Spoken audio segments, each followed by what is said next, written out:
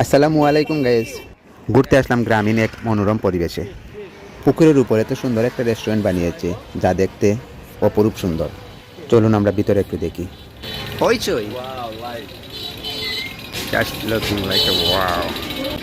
খুব সুন্দর করে রেস্টুরেন্টটা সাজিয়েছে। বাইরে থেকে দেখতে তেমনটা সুন্দর লাগে না, কিন্তু ভিতরে ঢুকলে জাস্ট ওয়াও। শহরে ছেলেটা গ্রামীণ পরিবেশে এত সুন্দর পরিবেশ কখনো দেখেন নাই, তাই খুশিতে তিনি আত্মহারা। আসছে না, মাথায় আসছে, পেটে আসছে কিন্তু মাথায় আসছে না। মাথায় আসছে। সো গাইস, এটার মধ্যে আপনারা লাইক, শেয়ার, সাবস্ক্রাইব বেশি বেশি করেন, আমাদেরকে উৎসাহিত করেন। আমরা বেশি বেশি করে যেন এরকম ভিডিও করে আপনাদের মাঝে উপস্থিত করতে পারি। এই পর্যন্ত।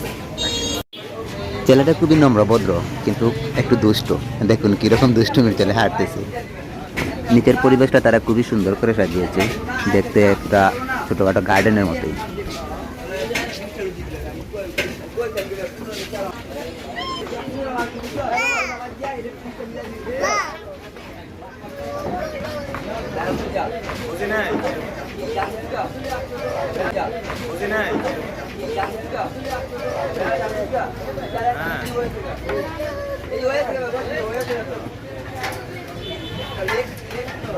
আমি একটু তো বের হয়েছি কেন, আমাদের মতো সেলিব্রিটি মানুষের সাথে কত মানুষের দাবি, আমরা কয়জনের সাথে দেখা করবো? সেটাই তো। Let's go. এখন আমরা উপরে যাচ্ছি, দেখি উপরে পরিবেশটা কেমন। আমরা উপরে চলে এলাম। ভাই, জমিরুল ভাই। ওকে, সমস্যা নেই, কি খাবেন চুজ করেন। আজ আমি আমার 4 বন্ধুকে খাওয়াবো। এভাবে আমরা ছুটি পেলেই চলে আসি, এক একদিন এক একজনের মাধ্যমে খাওয়ানো হয়। আজ আমার খাওয়ানোর পালা, দেখা যাক তারা কি খেতে চায়। যা খেতে চাইবে তাই খাওয়াতে হবে। এই যে দেখতেছেন মোবাইল হাতে একটা ছেলে, উনি হচ্ছেন আমাদের মামা। আমাদের কোম্পানির ছোটো বড় সবাই অনেকে মামা বলে ডাকে। আর ওই পাশের ছেলে যে ছোটো ভাই সুজন, ওকে সবাই কিউটের ডিব্বা বলে ডাকে। আর এটা টাঙ্গাইলের চমচম।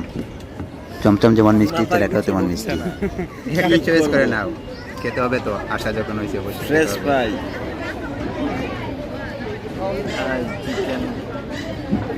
ওরা খাবার চয়েস করুক, আর আমি একটু আশেপাশের পরিবেশটা দেখানোর চেষ্টা করি। খুব সুন্দর একটা পরিবেশ, আসলে খুব মনোরম। গ্রামের মধ্যে এত সুন্দর সুন্দর রেস্টুরেন্ট আমি আগে কখনো দেখিনি। আমরা একটা আছি, পাশে আর একটা, এভাবে আশেপাশে 4টা রেস্টুরেন্ট আছে, খুব সুন্দর।